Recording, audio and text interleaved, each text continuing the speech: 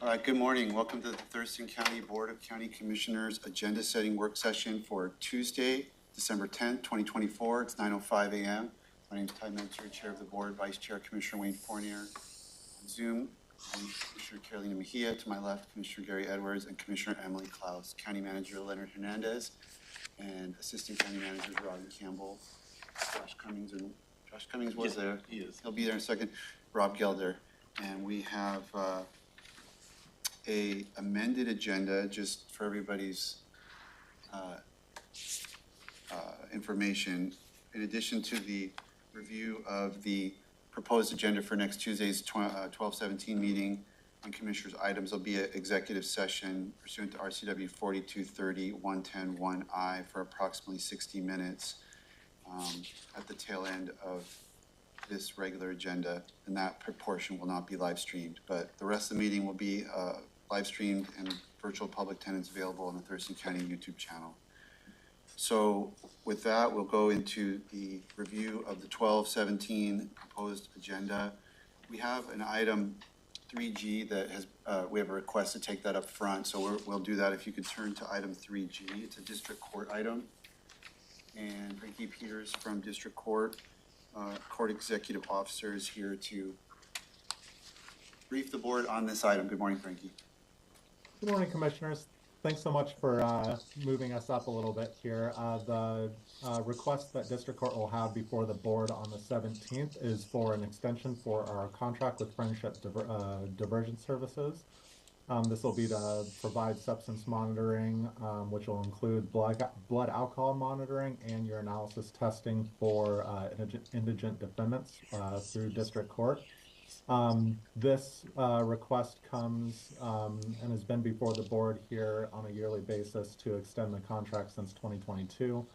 There's been recent discussions, and I appreciate the thoughtfulness from the commissioners in extending additional ARPA funding to cover this program through 2026, and that's what this contract will reflect.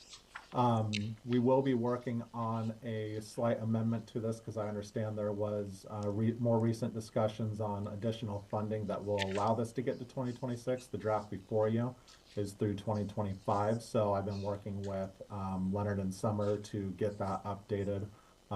Really appreciate their thoughtfulness and partnership that we have in developing that. So you'll have that amended contract before the end of this week as well. And if there are any questions about the program or the contractor services, I'm happy to answer those. Questions for Frankie? I just want to clarify, it's ARPA funding. That is correct. Okay, thank you. Okay, I don't see any other questions. Thank you for being here this morning. Wonderful, thanks so much. Okay, then we'll go back to the top. And meeting will be called to order. So we have an extra little piece.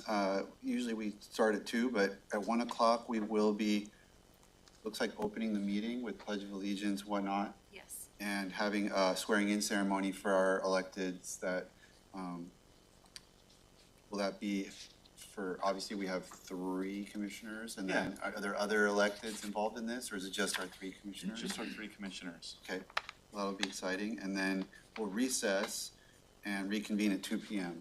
Correct. Okay, and then we'll go straight to public comment at that point. And county manager update. Like to provide a quick update. We just had our exit meeting with the state auditor's office, and again, thanks to the hard work of our team and staff, we have no audit findings.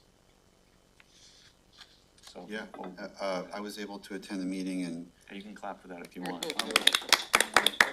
Considering all the work we do and the comprehensive nature of their audits, really appreciate our fiscal teams throughout the county, appreciate our auditor's office, and just the continued effort at working through. I think what I'd like to say is that, again, with the extensive nature of the audits and how much work the county does, all the transactions have no audit findings is a huge accomplishment. And it's not to say that if we do have an audit finding, that is a major issue. It's just an area that's identified that we have to shore up. So the fact that the team works so hard to shore all those things up in real time and to not have an audit finding is a testament to the hard work that goes on here every day. Yeah, and I'll just write, there's financial audits, and this is accountability audit, and I was asking some questions about the scope, because the scope is super broad. I mean, they look, and what they said was they focus on high-risk areas within a very broad range of areas, which includes OPMA stuff, the budget process in general, state grants, payroll, credit card controls, capital projects like the voter registration center that we did, financial condition, and they had some specific scrutiny of the jail. I'm not really sure why that was picked out, but it was. And so all of that was just, there was just squeaky clean, and that was really exciting. And they also found full compliance with our previous findings that we had to make good on, and we're good to go there. Squeaky clean compliance, fully corrected, it was the words they used. So that was also good to hear. And Chair, I also wanted to point out, may not bring this up for the December 17th meeting unless the board would like, but we are aware of an article that was posted by CBS Cascade reporting on the county's need to return some of the funds regarding, I think it's rental assistance. Rental assistance. Disappointed in the coverage of the article. Tom Webster from our team coordinated with the county manager's office to get the information to the reporter that needed. He reported out that our office didn't respond, which in fact we did. But also I think the context of the article is not comprehensive by any stretch of the imagination. We are still working with our the name escapes me of the group. We just met with them yesterday. CAC. CAC. In fact, the new director, Justin, met with Brandon Weber, our internal auditor, to get additional perspective, and was very excited that Justin's taking a look back and asked Brandon to provide his insights. Again, for, I think, the public's information, Justin or I were not present in our leadership roles when that took place. But our commitment is to learn from that situation. Justin's asked Brandon to provide him information so he can take it back and train his team on how they can continue to develop controls in that measure. And so, that's the context we were asking the reporter about. What are you writing for, so we could provide more information. He didn't really respond to that because I think there's a broader conversation to be had here that the CAC is making steps to shore up their deficiencies, and that the county with the internal auditor is also making steps to work with our program staff to help build controls in public health and social services. So, we'd love for that to be the broader story, but that's not necessarily what made the headline. And headline, you said CBS Cascade? Cascade PBS. Oh, PBS, sorry. Media out of Seattle. Is it like an online platform or something? Mm-hmm. Or not? Well, yeah, it's both TV as well as. Yeah, I forwarded the article for all of you to review. Any questions on county manager update items from the board? Yes, Commissioner Edwards. Did the CAC have insurance to cover this? They do. We talked about that yesterday in detail. Justin has put that forward to his insurance carrier. It's been pending with them for about 3 months. I think every couple of weeks, Amy follows up with Justin asking for an update. He gave us an update that he's had discussions with the insurance carrier where they've indicated that they believe it could trigger the insurance, but they're doing some other due diligence, and we should know in the next little while. He apologized that it was taking longer than anticipated, although he said he doesn't have a basis for how long something like that, a claim would be resolved. Although he's gotten initial comments from them that it looks like the insurance would kick in, which then we'd come back to the board and talk about the repayment of the funds, which the director has committed to his organization's responsibility to repay the county the funds. That's good news. That also wasn't in the article. Yeah. All right, thank you, county manager. Let's go on then to items. So we have three, it says 3A through C, but it's 3A through M, although that's going to be reduced by one because we're pulling. So it'll be whatever letters before M. L. Okay. So item 3A, Central Services, contract award for Thurston County Landscaping Services.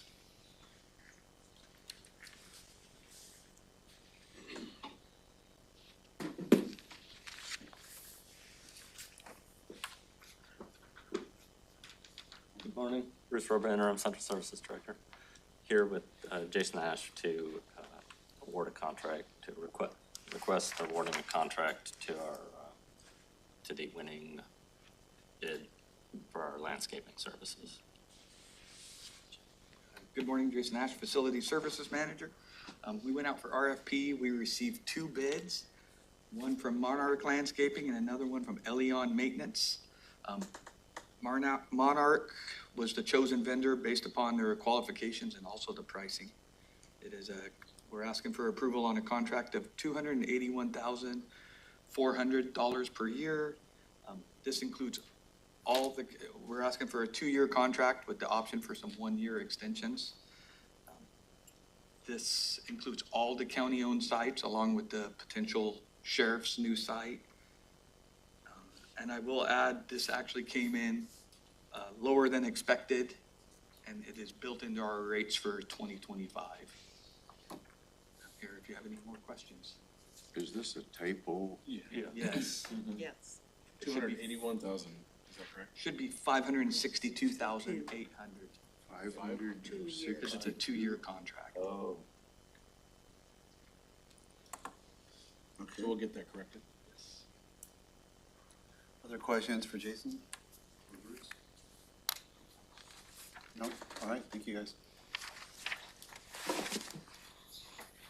Next up is item 3B, Community Planning and Economic Development 2025 Heritage Grant Program Awards. Andrew Bond, good morning. Good morning, Commissioners. Andrew Baum with Community Planning and Economic Development. CPED is requesting the board award 4 $10,000 grants for a total of $40,000 to the selected applicants of the Heritage Grant Program. The grant program is to assist in the collection, preservation, and interpretation of Thurston County's history. An e-brief was sent on 11/8, and the board was briefed on 11/18.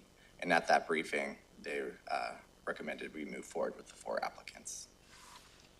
Thank you.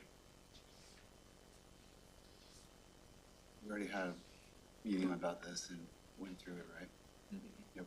Okay, no changes from that. Any questions from the board? Good to go, thanks. You're up next, I see, for item C, which is contract amendment with TRPC for Boundary Review Board. This is an annual amendment that we do with the Thurston Regional Planning Commission, which provides the Boundary Review Board services for annexations and projects like that. This is typically done in January, but we're being proactive in trying to get it done so that we encompass an entire year within this contract. And an e-brief was sent on 11/25, and the contract is from January to December of 2025 and will not exceed $20,000. Questions for Boundary Review Board item? Just, we appreciate the proactivity, moving this forward, giving more time, so thank you. And thanks to Ashley, hopefully she's enjoying her well-deserved time. She'll be back next week. Okay, very good. Let's go on to the next item, which is also CPED, Regional Environmental Education Program Interlocal Agreement. This is an interlocal agreement renewal for 5 years with the city of Lacey, Olympia, and Tumwater to maintain the stream team partnership, as well as provide consistent messaging on our municipal stormwater permit. An e-brief was sent on 12/4, and we are planning for a future briefing to provide some background on the stream team and their successes in potentially 2025. As commissioners know, the Stream Team is a great positive partnership in our community. Is there a dollar amount with this?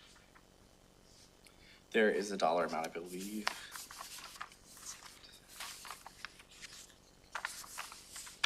And this is just a continuation of what we're doing, right? That's correct.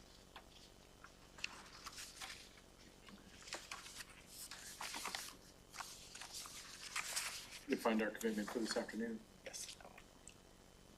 Okay, questions on stream team? Next week. Awesome, thank you. Item E, I'm understanding, will be pulled because it's still in legal review. So we can skip that one, which was an interesting one. Talk about later. Let's go to item F, which is F, at least on the draft agenda, and that is also CPED planning, or setting a public hearing on countywide planning policies update. CPED is requesting the board set a public hearing for January 14th to hear public input on the update to the countywide planning policies, which will include changes related to tribal collaboration and the urban growth area swap requirements. Following the UGM committee's recommendation in August of 2024, the board directed staff to work with the local planning directors to fine-tune the proposal that came out of the UGM subcommittee. At a briefing on 11/13, the board considered the changes and recommended that we move forward with setting a public hearing. Questions on this item? Okay, very good. We handled district court, so go to item H on the draft agenda, which is emergency services, intergovernmental EMS contracts for BLS or basic life support funding.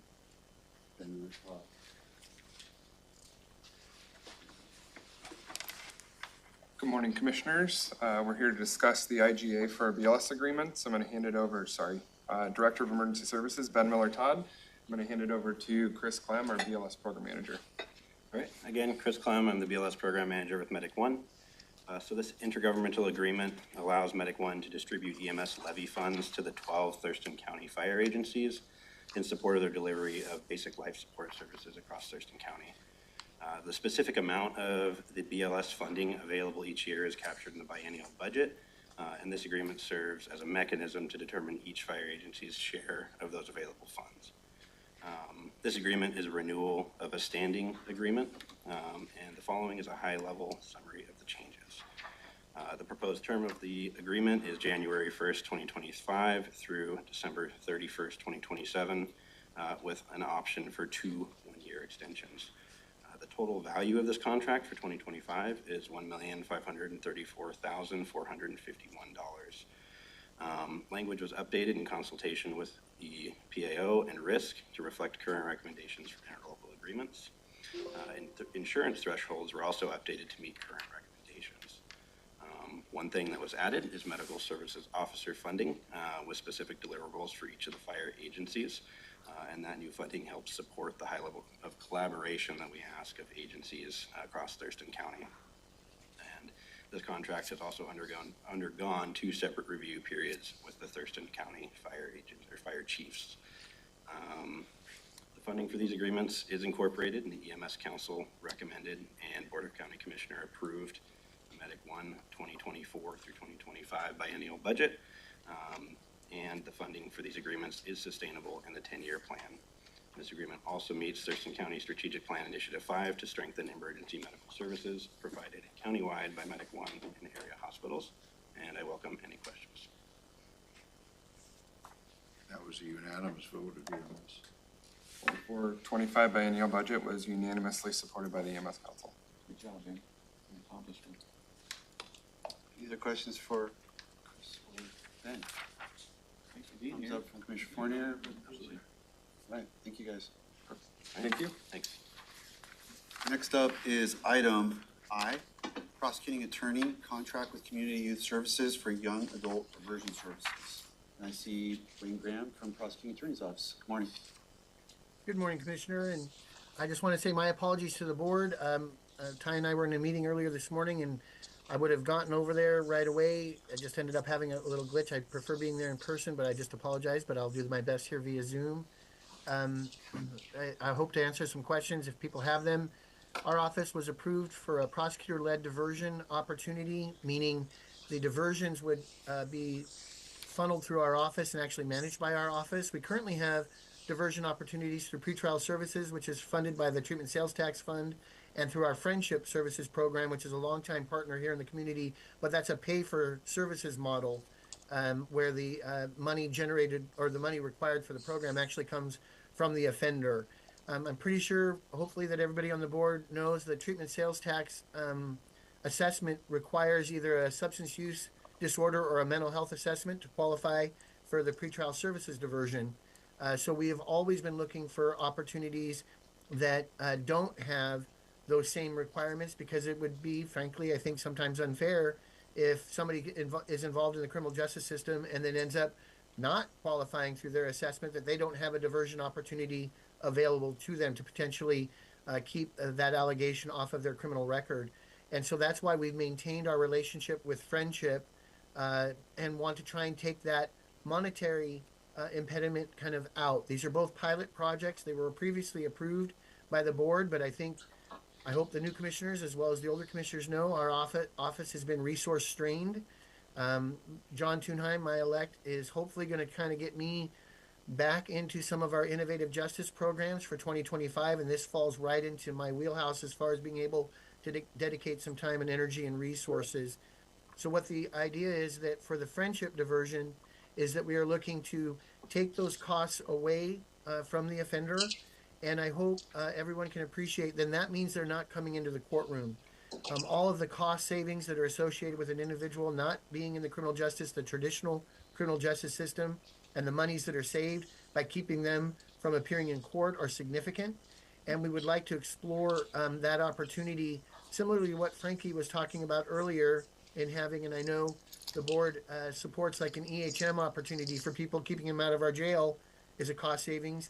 I'm going to argue to this board, keeping folks out of the courtroom is a cost savings. And so that's our goal with the Friendship program, is to try and give those individuals an opportunity that don't qualify for pretrial services diversions, but also maybe don't have the funds. We shouldn't have a criminal justice system that's based on people's ability to pay. So that would be the Friendship opportunity. The community youth services opportunity is a little bit different. We're looking at focusing our energies on the 18 to 24-year-old criminal offender bracket. Those individuals oftentimes have very different challenges than other folks that end up in the criminal justice system. And community youth services, I'm hopeful everybody here is familiar with them, has been an amazing asset in our community for years. I did extensive work with them back when I was in charge of our juvenile division, and use those relationships to hopefully with Derek Harris to kind of develop a pilot program in focusing on the 18 to 24-year-old age group and keeping them from getting further into the criminal justice system, again, at no cost to them. Community youth services is kind of a global way of looking at young people. They can provide their direct service provider, so they can provide housing opportunities, they can provide mental health opportunities, substance use opportunities, all kinds of things that are really focused for their particular situation as far as their age goes.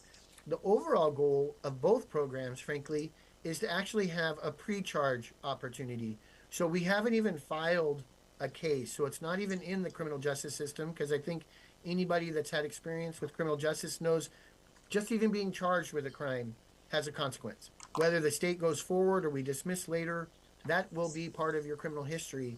And the goal is looking at particular cases for a pre-charge decision. We're not even going to charge the case. We're going to try and divert them either to both of these programs eventually and have them not enter the criminal justice system, hopefully at all, get some of the services that are going to keep them from maybe staying on the path that they were on.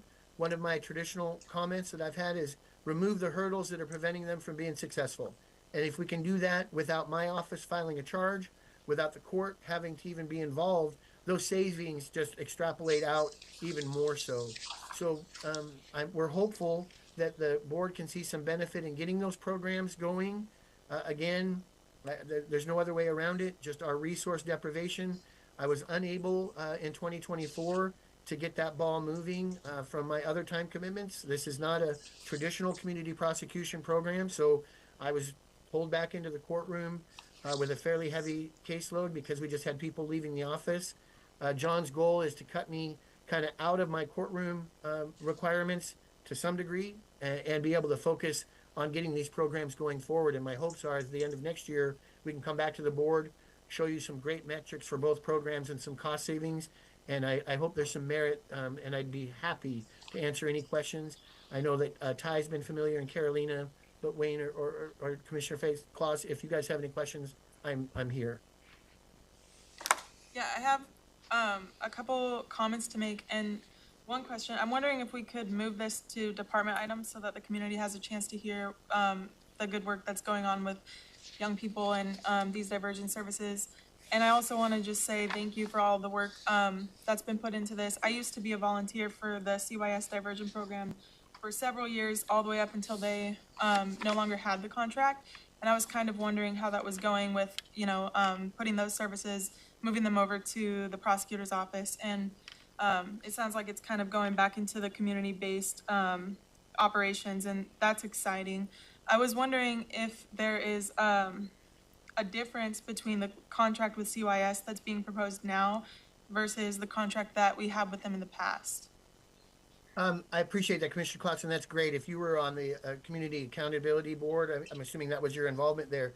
Like I said, that really redefined my thought process when it comes to criminal justice with what we were trying to accomplish with the juvenile programming. And you're right, I was disappointed when the decision was made to switch that efforts in-house, and that was a decision that we were chimed in on, and unfortunately it went a different direction. So that's been imperative for me to get that back. Community Youth Services is a resource that I want to make sure that we continue to go with. And so you're right that there's a chance there to get back to where we were at for that kind of community involvement, and that's what we're really going for. It is different because the prior program was juvenile, so 13 to 17 or 12 to 17.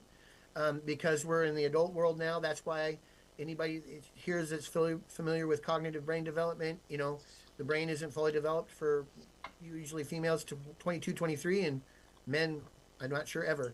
But at some point, there's a recognition that that 18 to 24-year-old age group is just different. And so you're right as far as the focus being young adults, but the program will be a little bit different, and that's why Derek is asking for it under a pilot kind of an opportunity so we can start something new and learn. We're going to use the history of the prior programs, however, as a model, but recognizing we're dealing with a little bit different population. They don't maybe sometimes have the familial support that a 13 to or 12 to 17-year-old would, but at the same time, there was a lot of value gained from those years and years of experience, and that's where Derek's crew is going to help us kind of develop a program that really targets that 18 to 24-year-old group. I hope I answered your question.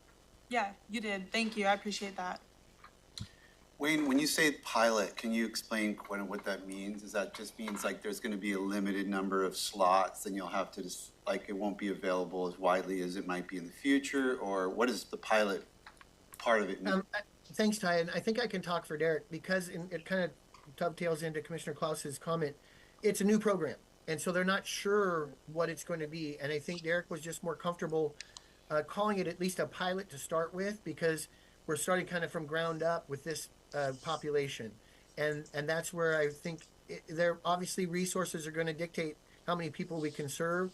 The $50,000 is a finite number. It's not a lot of money in the grand scheme. It's a great stepping stone where, again, I hope to be able to come and approach the board at the end of next year and say, look at what this bang for your buck was. We were at a meeting earlier this morning where that topic came up.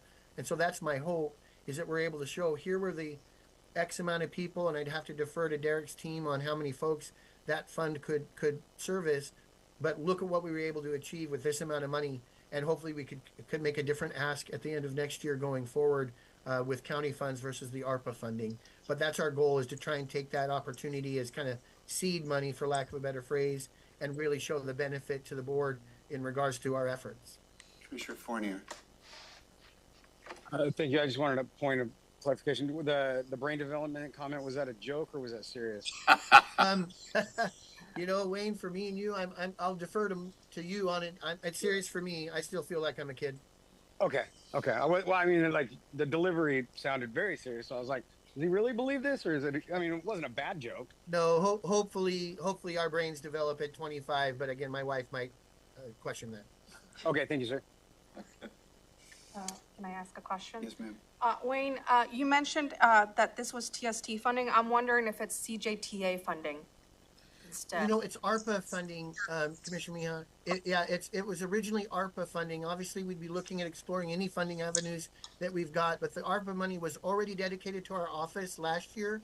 So we're asking for an extension because of, frankly, and I'll just own it, my office's inability to let me have the time and energy to get those programs up and going because I had to dovetail back into the courtroom with a much higher caseload than what we had anticipated for this year.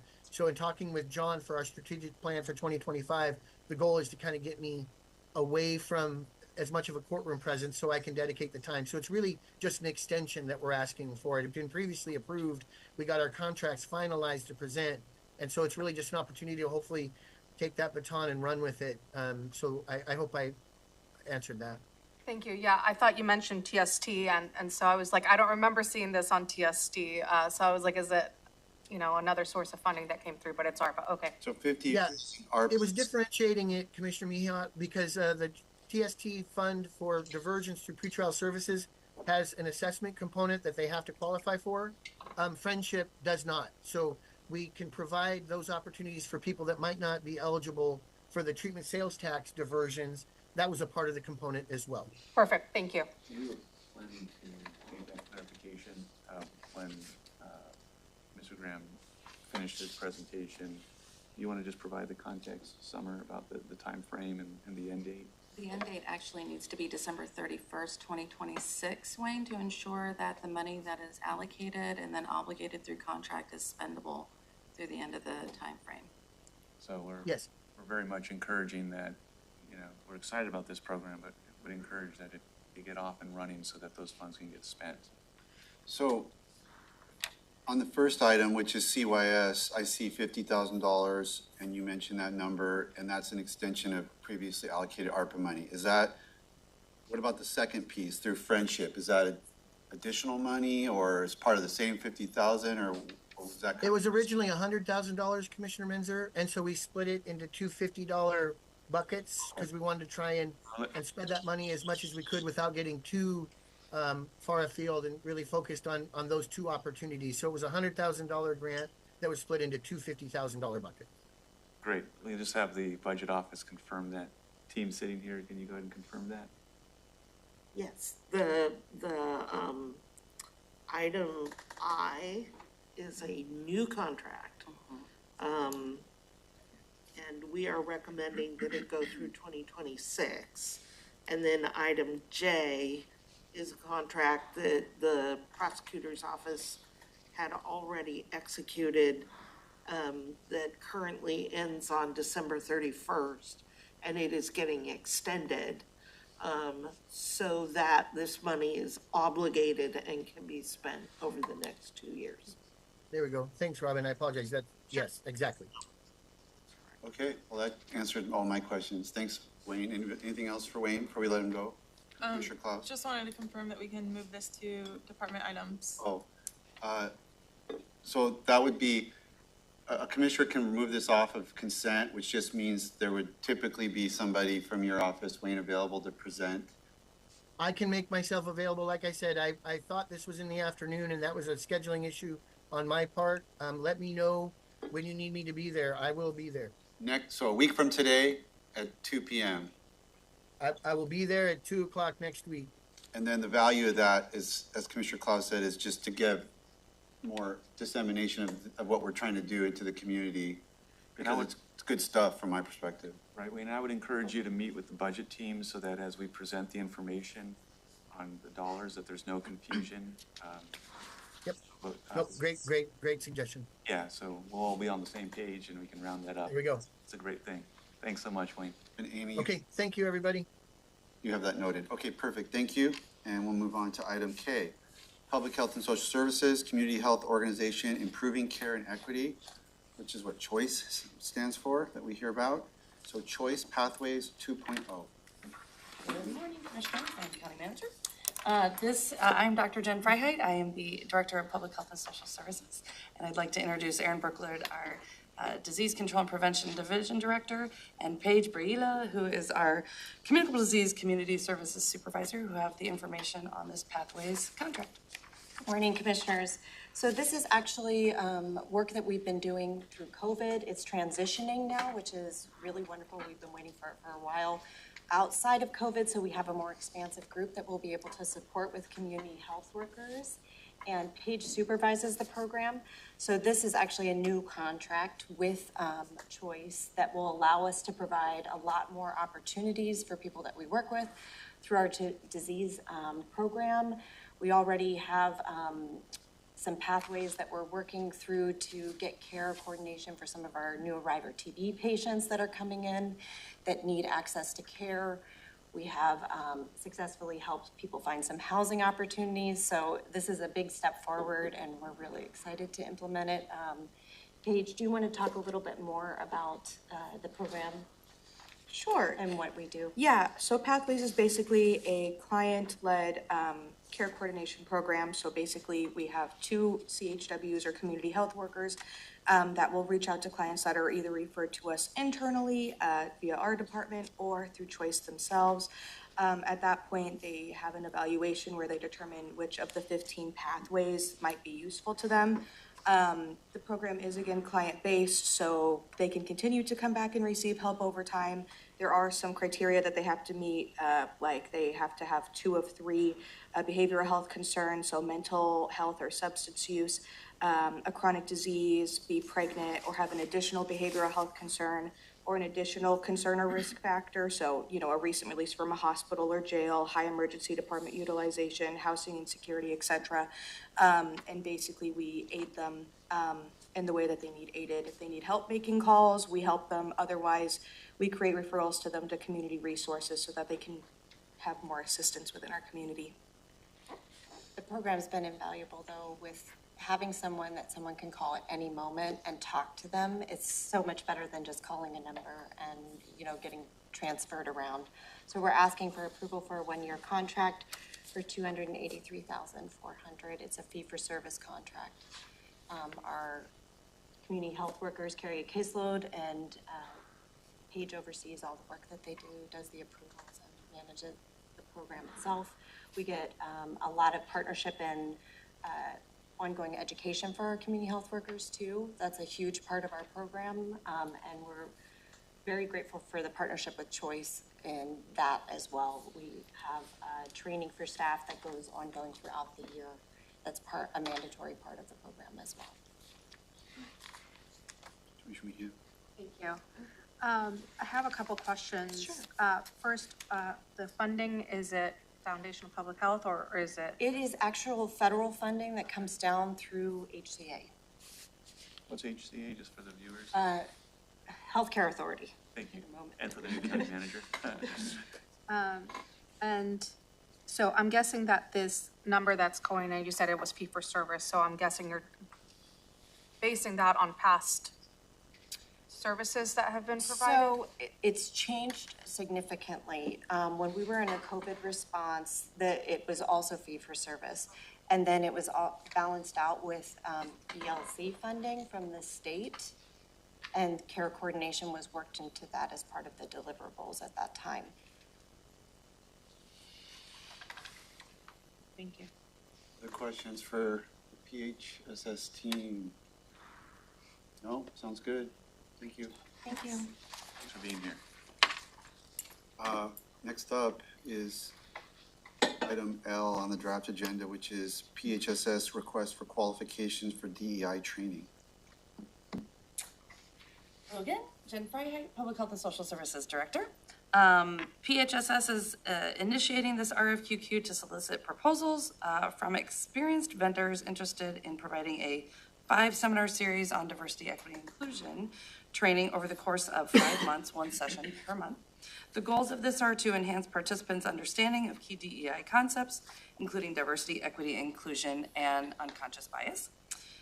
Second is to equip participants with practical skills and strategies to foster an inclusive work environment. And third is to offer practical steps for participants to apply DEI principles in their daily work.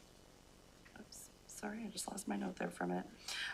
The topics are to include microaggressions and intergenerational workplaces, those sorts of topics. This is from Department of Health Workforce Development Grant funding. There was some overage at the State Department of Health in which we requested $75,000 in order to be able to offer a longer Series 5 session training for our staff. And we will open it to Public Health and Social Services staff first. Approximately 110 seats are available, and then whatever is left over, we will open it up to other county departments. And then we hope to continue beyond this as funding allows to look at additional DEI trainings. I'll answer any questions. Jen, if I could weigh in, with your involvement in our racial equity and inclusion council. I think this is a wonderful optics for folks to understand. Your department's often on the front part of bringing this type of training because of how your staff interact with the community and the importance it is to public health and social services. Absolutely. So I think- For the last 100 years, since public health turned from a medical model to a community population health-based model, we've been doing upstream and equity work long before it was ever called upstream and equity. So this is a natural component for public health to be able to continue making sure that we are serving our communities, the un- and underinsured, our justice-involved populations, and making sure that we're serving them appropriately through all of our programs. And when we talk conceptually, this is how you see the opportunity practically for our council to get involved and to have some real meaningful engagement, not only with you, but as you will open this up to the county. Absolutely. To the entire, it affects the entire county and then the community, correct? Absolutely. One other note is that the funding is time sensitive, and that's why the RFQ is coming now, because it does expire at the end of June. Coming from where? It's funneled through federal funding through the Department of Health, Workforce Development, WFD grant. Overage. The Public Health and Social Services really received $200,000 a year and a half ago. This was an overage that the state offered, so we made the ask for this and some additional leadership training that we'll bring forward hopefully soon to you. Awesome. Any questions on that? All right, appreciate that. Thank you. Next up is a Sheriff's Department item, single source purchase grappler system. And Sheriff's here. Good morning, thank you fellas for being here. Morning. Morning. morning, Sheriff. Good morning, Chair. Good morning, Board. So as you guys remember, we received budget authority from each of you, or from the board, I should say. We have 3 separate occasions where we receive funding for these units. The first one, we got authority to spend vacancy savings. The second one, risk management sent us approximately $40,000 for the risk mitigation with these units. And then we also received $150,000 in grant funding from the state. However, each time we have to come back for a sole source approval. So we have to get the quote. And so that's all we're here. This isn't a funding request. This is just the request to purchase, I believe it's 17 grappler units for a total of $109,000.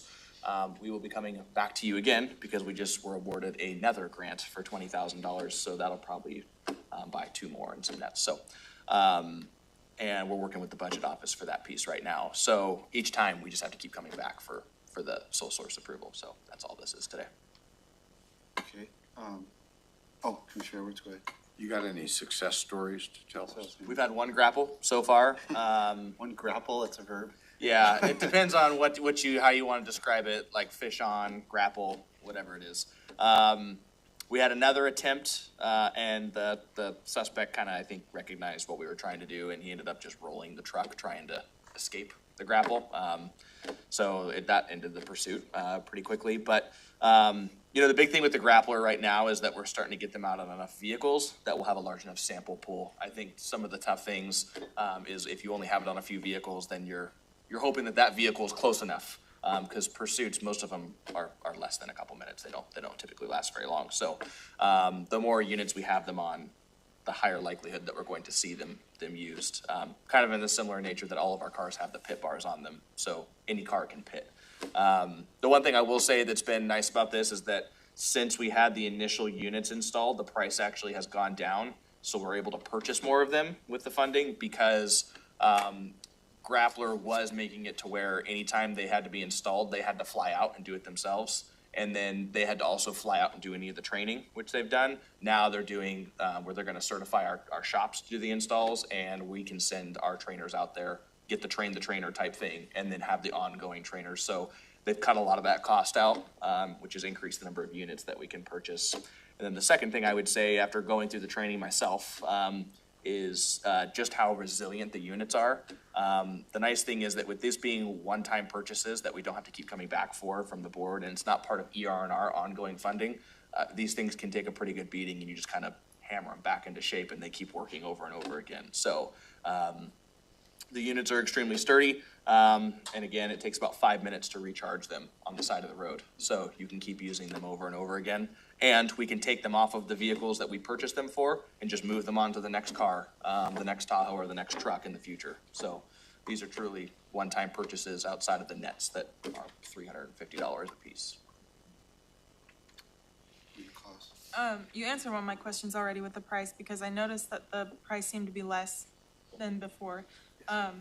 And then I appreciate you sending me the Excel sheets a few weeks ago that had kind of like a breakdown of how many vehicles already had this installed or ready to be installed.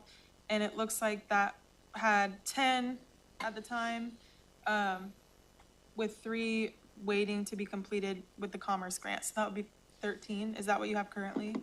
We have 10 currently. Those 3 have been added into this 17 for the sole source procurements. So does that put us at 27 then? That would be, yes. Total. It'd be total 27 once everything's all done. Okay. But currently in the field, we have 10 units. Okay. This extra 17 would be enough to do the additional current Tahoes we have in the fleet right now and Ford pickup trucks, because they can be put on those. And then additionally, another 10 with new incoming vehicles. They'd be installed right off the bat. Okay, thank you. And then I just wanted to clarify on Commissioner Edwards' question. So you've had one grapple that was successful and another attempt. Have you had any other attempts, or just one successful and one that the truck got rolled? There's been kind of attempts, but you know, the thing with the grappler is similar to a pit maneuver. It's a positioning issue. So for instance, we had a vehicle on I-5 that fled from one of our units that had a grappler, but the lowest speed was about 120 miles an hour. Not really something they felt like taking a chance on at that speed. So a lot of it is dictated by the suspect. But so I wouldn't say, when I think of attempts, I think of when the net is actually lowered down, because the way the unit works is that once the deputy arms that unit, it doesn't come back up. It can come up partially so they can see it. They can do an equipment check during the pursuit, but the net has been deployed and that net is done for. You either deploy it or you take it out and it has to be sent back for repackaging, and then we put a new net in. So once it actually gets deployed, it's kind of you've set your net, like it's out there now, it's hanging out. So that to me is an attempt. We have had units that have been in pursuit with the grappler, but like that one, for instance, the deputies ended up terminating the pursuit. So is there like a recommended limit of speed that you should deploy at? Or? They say 75 miles an hour, but that's for, they don't outright say, over 75 is deadly force. They just say, hey, at 75, we've tested these units a number of times and can say not really deadly force at that point in time. You start going above 75 and you really have to start justifying why you're deploying it at speeds that high, which typically deputies, they're going to start talking about the fact the car is in the oncoming lane, it's trying to run other cars off the road, those kinds of things, so. Okay, well, Commissioner Klaus. Yeah, sorry, go ahead. I usually request to have things like this put on department items, and I'm gonna go ahead and request that again, just so the community can get an update on where we're at with like the numbers. Okay. Thank you. Thank you so much. Thank you. Appreciate it. Axon? Yeah, stick around. Okay, stick around for Axon. Okay, so that's the next item up. So we're at the department item 4A. It's a central services item, but it's a contract award to Axon for body cameras, vehicle cameras, and tasers. Chair, if we could, but just before we leave the consent calendar, there was an item that was pulled stating that it needed more legal review. I think, Amy, correct me if I'm wrong, was 3E? Yeah, but the more detailed explanation is our team had this ready to go, and our legal team did all the review. It was the other side that had a question that then prompted our counsel to engage with them. And so it wasn't that staff didn't do the work packaging this up. It's that the other side had a legal question that then caused our legal team to say, well, if we have to stop and talk that through, then this item isn't ready. So that's a little bit more background. The other side means who? So on this case, Amy, you want to give it a little bit more detail?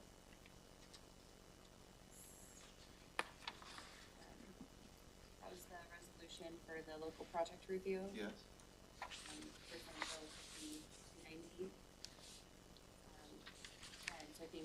CPED, gosh, correct me if I'm wrong, but I think CPED was working with another entity on that resolution. I appreciate the input. So what I understand about this resolution is that it's our commitment to adhere to SB 5290, which is the efficiency of the permitting process. So this is a positive thing. I'll have to get more information on what some of the questions are before we proceed. Okay. Okay, very good. Let's go back to 4A. Good morning, Bruce Robin, I'm Director of Central Services. This is a request for the county to enter a contract with Axon Enterprise in the amount of $4,911,044 over the next 10 years. This is for 100 body cameras, 100 vehicle cameras, 100 tasers, and services. Our contract with Axon is based on a contract competitively bid through the Sourcewell Co-op. On the 28th of October, the Sheriff, IT, Central Services, and Risk came before the board to provide information on the limitations of the current camera system and to make a recommendation to move to Axon for camera hardware and service. The next step from that meeting was to bring a contract forward before the board for consideration once funding was identified. Central Services, IT, and the Budget Office have developed a funding plan and incorporated it for your consideration into the 2025 budget. Initial funding of $1.49 million for the upfront cost will come from funds already collected through rates in the ER&R reserves. Cameras and tasers are on the current ER&R replacement schedule. The tasers scheduled for replacement in 2023 through 2025, and the current cameras originally scheduled for replacement in 2027. Additional cameras for the additional deputies hired with public safety sales tax were already budgeted for the 24 and 25 budget cycle. The expenditure is in the ER&R budget for 2025, and the cameras and tasers are on the 2025 equipment list in the ER&R resolution. Ongoing maintenance cost for the services will be $379,629 per year, starting in 2026 and collected from the Sheriff's Office and IT rates. The IT department will submit a budget change request from 2026 to cover the increase in IT costs, which will be collected through the internal service costs to the Sheriff's Office. This represents a total internal service rate increase of $68,000 per year. The Thurston County Sheriff's Office is aware of this increase. Are there any questions? Commissioner Klaus. Could we get, like, maybe via email, just a breakdown of the dates and the funding sources that you just mentioned? I was trying to write it all down, and I don't know if it's in the AIS, but I couldn't see it. But just like what you were talking about with the annual maintenance costs, the increase in IT costs, and kind of when those will be hitting us. Yes. Thank you. And we can restate it. So it's pretty simple. The first initial payment comes from Central Services and the $4 million. That's what's happening today, because it's the money that they've saved up. So that big first initial payment is the purchase of products. And that's the ER&R reserves. Okay. Exactly. And then in 2026 is when the IT contract rate starts. And that's where the increase in the $68,000 per year that the Sheriff's Office is aware of, that will be absorbed in their budget. So it's a, we appreciate the Sheriff's Office working with IT and then Central Services to negotiate a contract that saved money from the initial conversations, but I think more importantly, does the job, as the sheriff has mentioned previously. Commissioner Edwards? Was there some leasing involved here? I thought there was leasing involved. It's a purchase and then a contract for 10 years. And then when there's new equipment, we'll have that updated equipment. So it's not a lease, it's a contract, like a subscription. But as technology changes, we're gonna get an automatic upgrade or? That's right, after the 10 years. Potentially in between is. I thought it was. There's a 5-year refresh for cameras, and there's another one for taser, but I can't remember the exact number of years. So they'll revisit the technology in 5 years, and if there's an upgrade, then we'll get it then. It's wrapped into the contract. The reason why this contract is advantageous is because the old model was the contract, the equipment didn't refresh. So there was gonna be, there have to be a capital outlay to go buy new equipment. This situation, they were able to negotiate with the sheriff and IT, and really appreciate IT staff and our procurement staff taking the lead able to negotiate something that is, that incorporates not only the service that's needed to provide, but the hardware upgrades. And when we looked at the value of that, it's significant. That's right. It's an interesting confluence between the hardware and then the software, and they're coming together so that we can stay ahead of the curve. Sheriff, anything more to add? No, I would just say that a big piece of this is going to be not just the reliability of the equipment and the capability of the equipment, but also the efficiency on the back end. You know, every single pursuit and every single use of force gets reviewed by a supervisor. And with our current system, they have to download all of the footage and then go back and watch through. With Axon, they just go right to the website and they immediately, they stream whatever piece they need, and then they can do their reviews that way. If you can think about how much work we do every night, going all the calls and everything, they have a lot of review that they have to do. So this will speed up a lot of different entities and also kind of streamline us with the rest of the county and where everyone's going with evidence.com and the Axon cloud, and it will also help the prosecutor's office. So again, I think this is going to be a big upgrade all the way around for the county. Many conversations about the substance of the technology. This is kind of the financial piece and the final step, so everybody's working it through. I think it'll be a really huge improvement on all fronts from what I'm being told. Yeah. All right, thanks, guys. Yeah, thank you. Okay, we now have a series of resolutions regarding the budget. Summer's job title needs to be updated on the all the different items there. So I don't know how, maybe Summer, can you walk us? I don't know how we want to manage these. We have a lot of them, and the commissioners have been provided them, as I understand it. Yes, sir. We've got A through M under item 5. I'll let you just kind of maybe. So in the first one, I'd like to ask Andrew Bond to come up. CPED will be presenting this next week. Hi, Andrew. And we'll go through them pretty quickly. I don't know if Tara, do you want to have a seat too in preparation for the next portions that are HRs? So item A is a resolution adopting the 2025 to 2030 capital, I'm sorry, I need my glasses so I can see. No other word there, but The CIP. I think there's a missing words on the title there. Yes, there are. Thank you for that. And so, like, as I mentioned, CPED will be presenting that next week. Andrew, do you have anything that you'd like to add to? It's just a standard repeal and replace of the previous CIP from last year. Okay, so then the next item on B is going to be a resolution that the board will receive for the 2025 to 2030 Transportation Improvement Plan, which will be presented by Public Works staff, also similar to the CIP. If we move forward, the resolution adopting the 2025 Indirect Cost Plan will be presented by myself.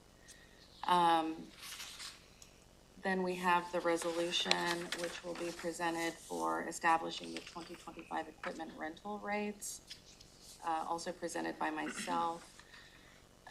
If we go forward to the 2025, so items E through G will be presented by Tara and HR. Tara, do you want to take those? Sure. So the first one is the resolution that sets the salaries for non-represented employees for next year. That includes all of our employees that are paid on the non-union salary chart, those that are in the at-will pay plan, employees that are in management and technical positions, that we typically call MTP, as well as our official court reporters and our non-represented DPAs and defense attorneys. The second resolution is for the changes to position control that were approved in the midterm budget process. There's not many this year. That was a nice kind of surprise. The position control resolution creates 2 new positions in IT. I believe one is to primarily support the sheriff's office and the other one was to support public defense. And then the other changes are either extending end dates or we are removing the end date of one systems manager in IT. And that's the position that currently supports project management for the TC Connect project. And then the last HR-related resolution is the resolution setting the 2025 salaries for elected officials. And that's what came out of, I know y'all have had conversations about the salary commission and their recommendations, and the board had made their decisions for that. So looking at the AIS, it looks like the, for item E, the 2025 salaries for non-represented employees, it looks like that, is an increase of 3%. Yes. Okay, and then can you remind us what the percentages are for item G for the elected officials? You know, I don't have the percentages off the top of my head. I thought they ended up at like 5%, 6%, somewhere around there. Six. With the exception of the sheriff. Yes, yeah. Oh, I thought that we landed on 6 for everybody. Prosecutor and the sheriff were high, around 9. I think that sounds We'll about look right. those up and get them to you. I think Commissioner Edwards made a motion to everybody but the prosecutor. It's the same, and I think that motion passed. I believe it did as well. I can definitely have that information ready, especially for this afternoon's board, and make that a part of Okay, what I present. that'd be great. Thank you. Could we also include the percentages in the agenda too? Oh, next week, sorry. Thank you. Yes. In the AIS? Yeah, just in the description here, so that when community members see the agenda, it's just right there and they don't have to dig for it. Absolutely.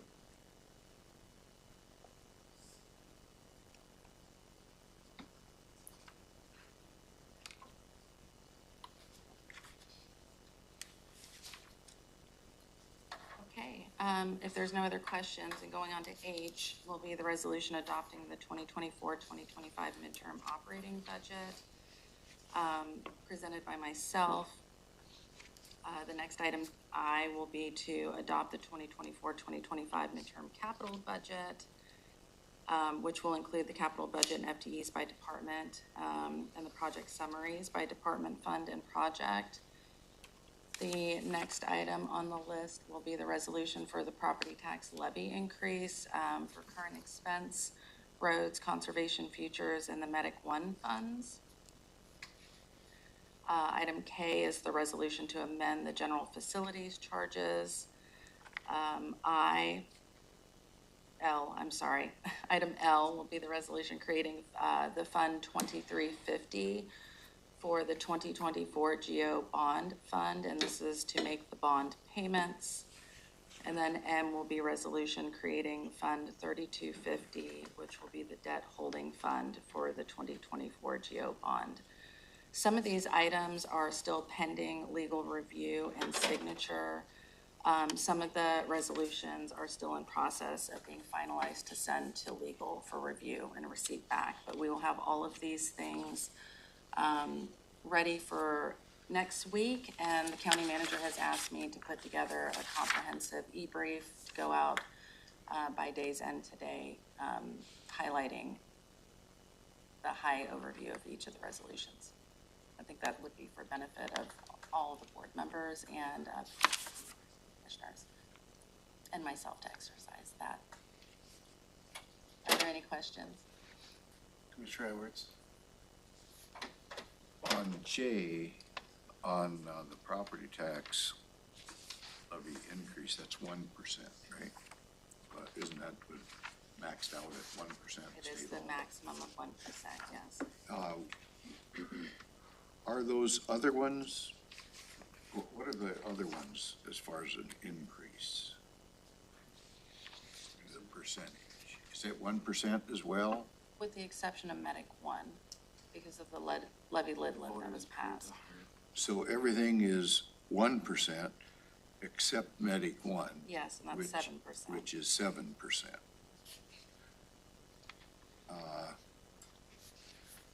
I don't know what my seatmates think, but is that worth mentioning that, we've got a Medic One board that's made that recommendation for 7%. As a land, I kind of like to tout that we've got the best service around in our Medic One service. Yes. And that we're definitely keeping everything else is whatever state law. I mean, at 1% doesn't sound like a lot when we talk about shortfall in government. I don't know, I'm just throwing that out. Doesn't matter, doesn't really matter to me. We're doing 1%, that's what state law says. We can leave it alone. Because otherwise, if you don't say so, people think, what, are you raising my taxes 10% or whatever, to get their notice out. You can't complain. Just mentioning that it's the 1%. Yeah, I was just thinking it swallows easier. So, and Medic One funds by 1% as authorized by RCW. Do you want to add that? Sure, so whatever, I'm just trying to let the public okay with know, that. so there's no doubt. Sure that Summer can come up with a statement that. Does that make sense, that. though? Yeah, it absolutely does. The, Medic One is being increased by 7% as approved by the voters, and the rest of them are at 1% in accordance with state law. Yeah, that way there's no doubt about what's going on. Sure. It just clarifies it.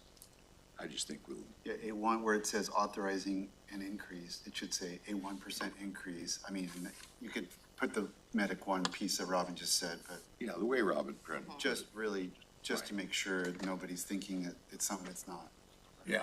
Okay, we'll provide some. I got you. I'm just trying to sell it a little easier. The resolution itself won't say 1% because of the way we have to structure it under That's state law. That's fine, It's but wonky, but if it's we kind of can- in here, so they, Yeah.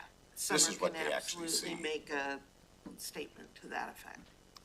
Okay, any other questions on the resolution suite? Okay, very good. Then we'll go to item 6, which is a community planning and economic development item related to the 2024 comprehensive plan amendments. I thought Wayne had his hand up, but it's. All right. Andrew, you. No, I was just thumbs upping the suite of resolutions. Thank you. Andrew, are you presenting this item? Go ahead.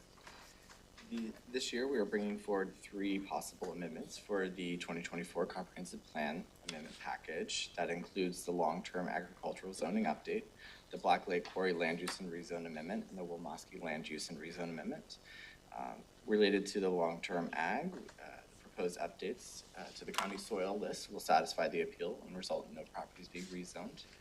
On 12/4, staff provided an update on the numerous other projects the county is undertaking to continue the efforts to find new and creative ways to continue and expand upon our agricultural uses throughout the county. And related to the Grand Mound West, or the BLQ of Wilmosky, on 11/18 at a follow-up work session, the board did provide direction to move forward with these proposals. Staff did come prepared with 3 alternatives for our resolutions. So whatever the board decides, and we actually have a briefing scheduled tomorrow to discuss them further and decide on the final package. Okay, so there could be changes tomorrow, but at this point, that's teed up for potential approval. And any questions about those items? Commissioner Claus? You said that the staff has drafted a few different copies just in case it goes a different way. I'm assuming that means there's a resolution maybe approving all of them, and then can you kind of give us a little bit of clarification on what the other 2 copies would state? Absolutely. The first one is, like you said, all 3 options. The second is going to be the long-term ag and the BLQ, and then the final one is just long-term ag. Okay, And so we'll have more discussion on that tomorrow, at the briefing. okay, thank you. Okay, well, whichever one of those gets approved will be item there at the tail end, and that's the last substantive item for the December 17th meeting. We'll have commissioner reports, and then it's the last meeting of the year. So at that point, or at this point, we'll go to commissioner items. Any commissioner items before we move to executive session? Do we have an update on external boards this afternoon? No. We don't? Okay. Then I'll give mine right now real quick. Last night there was a JASCOM meeting and the budget was approved for 2025. There was not a representative present to vote from the county, so it was, I believe the fourth or fifth year in a row that the county didn't have representation on the budget vote. But it did pass, so that's good news. That's all I have.